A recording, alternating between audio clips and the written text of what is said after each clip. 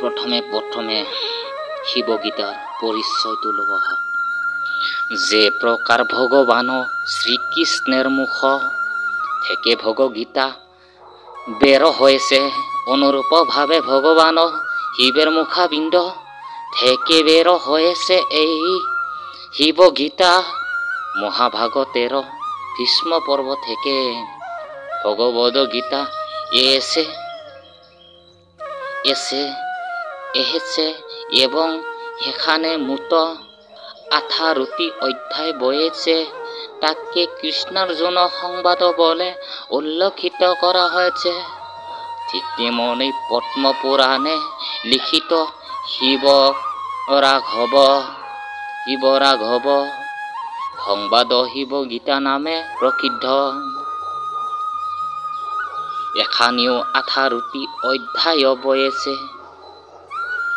এই 18টি অধ্যায় যথাক্রমে শিবভক্তি নিরূপণ, বৈরাগ্য উপদেশ, বিরজা দীক্ষা নিরূপণ, শিব প্রাদুর্ভাব, রামকে বর প্রদান, বিভূতি যুগ বিশ্বরূপ দর্শন,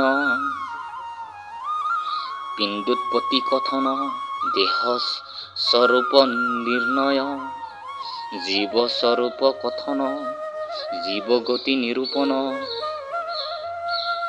উপাসনা জ্ঞান ফল, মোক্ষা নিরূপণ,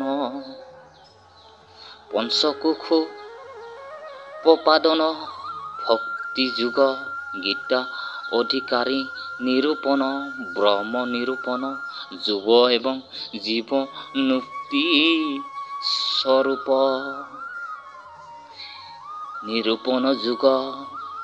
যেভাবে অর্জুনের প্রশ্নের উত্তর ভগবত গীতা সামনে এসেছে,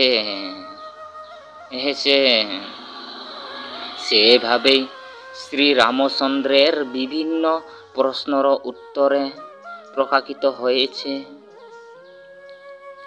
এই শিবগীতা। অধ্যাত্ম বিদ্যার এক অসামান্য গ্রন্থ, যেখানে বেদান্তের সার বস্তু সমাহিত হয়েছে। বেদান্তে যাকে ব্রহ্ম বলেছেন, তাকে এখানে শিব নামে অভিহিত করা হয়েছে। শিব এই সৃষ্টির নির্মাতা, পালনকর্তা এবং সংহারকর্তা। সম্পূর্ণ সৃষ্টি পরমেশ্বর শিবের শক্তির রূপ বলা হয়েছে। বেদান্ত তাকে মায়া শক্তি নামে আখ্যায়িত করেছেন। এই মায়া শক্তিকে অতিক্রম করে পরব্রহ্ম বিষয়ে জাত উইয়াই মুক্তির একমাত্র উপায়। এই জ্ঞান তথা মুক্তির জন্যই পরমেশ্বর শিব ব্রহ্ম। শিব থেকে সৃষ্টির রচনায় বর্ণনা, হরির রচনার বর্ণনা, শিব সাধনা, শিব পূজার বিধান, সংসারের অসারতা, তত্ত্বজ্ঞান, কর্মফল, বিরাগ দীক্ষা, শিবের বিরাট ধ্যান যোগ ইত্যাদি অনেক আধ্যাত্মিক রহস্যের উদ্ঘাটন করেছে এই শিবগীতা। এই দৃষ্টিতে শিবগীতার মহত্ব সর্বাধিক। নমস্কার। ওম নমঃ শিবায়। ওম নমঃ শিবায়। ওম নমঃ শিবায়। তো প্ৰভু ভক্তসকল, এই কথাখিনিত এটাই কথা বুজাইছে, এই পৃথিৱীখন শিৱই সৃষ্টি, শিৱই জীৱ, শিৱই সকলোখিনি। শিৱৰ ছাড়া কোনো নাই এইখন পৃথিৱীত।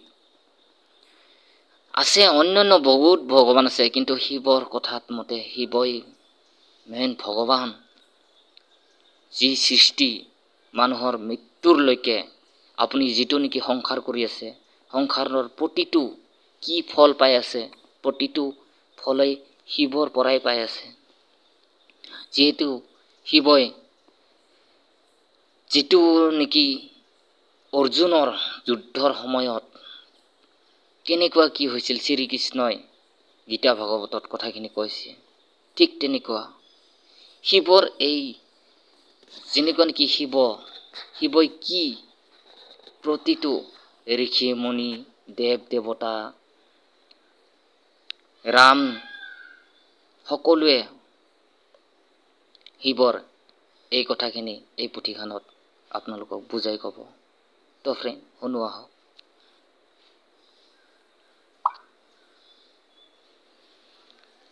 শিৱগীতা পাঠের পূর্বীয় পত্রেন মন্ত্র। শিবগীতা পাঠের পূর্বীয় পরে কোনো মন্ত্র নেই, শুধু মন্ত্র পাঠের পূর্বে শিব শঙ্করকে ধ্যান করে প্রণাম জানাবে। শিবগীতা পড়াইও শুরু করবে। শিবের ধ্যান মন্ত্র। শিৱক যেতিয়া নেকি ধ্যান কৰিবা, শিৱগীতা পাঠৰ ওপৰে কোনো মন্ত্ৰই নাই, মাত্ৰ পাঠৰ পূৰ্বে শিৱ শংকৰক ধ্যান প্ৰণাম জনাব। শিৱগীতাৰ পৰা সকলো মন্ত্ৰ মানে সকলো যিটো নেকি ভগৱানক ধ্যান এই শিৱগীতাৰ পৰাই প্ৰথমতে ষ্টাৰ্ট কৰা হয়। সেই মন্ত্ৰটো হ'ল ও ধ্যায়েন্নিত্যং মহেশং ৰজত গিৰিবি নিভিং চাৰুচন্দ্ৰা বতংসং ৰত্নাক প্লুজ্জ লাংগং পৰশু মৃগৱ ৰাভিতিহং সং প্ৰসন্নমং প্ৰত্মাহীনং সমত্তাং স্তত্মমৰগ নৈব্য গ্ৰকৃতিতং বখানং বিচ্ছাদ্যং বিশ্ববীজং নিখিল ভয়বহং পঞ্চবক্ত্ৰং ত্ৰিনেত্ৰম। শিৱৰ এইটো হৈছে প্ৰথম মূল মন্ত্ৰ। শিৱক যেতিয়া নেকি প্ৰণাম কৰা যায়, সেই প্ৰণামৰ মন্ত্ৰখিনি পঢ়োৱা হয়। নম শিৱায় হাতাং কৰুণাত্ৰাই হেতবে নিবেদি তামি সাত্মানং তং গতিতং পৰমেশ্বৰ সত্য নম পৰম কাৰং কৰণাই দীপ্তোজ্জ্বল জ্বলিত পিংগল লোচনায় নাঙ্গেন্দ্ৰ হাৰৰ কৃত কুণ্ডুল ভৃখনাই ব্ৰহ্মেন্দ্ৰ বিষ্ণু বৰদাই নম শিৱায় সৰলাৰ্থ তিন কানেৰ সৃষ্টিও বিনাশেৰ। হেতু শান্ত শিৱকে প্ৰণাম।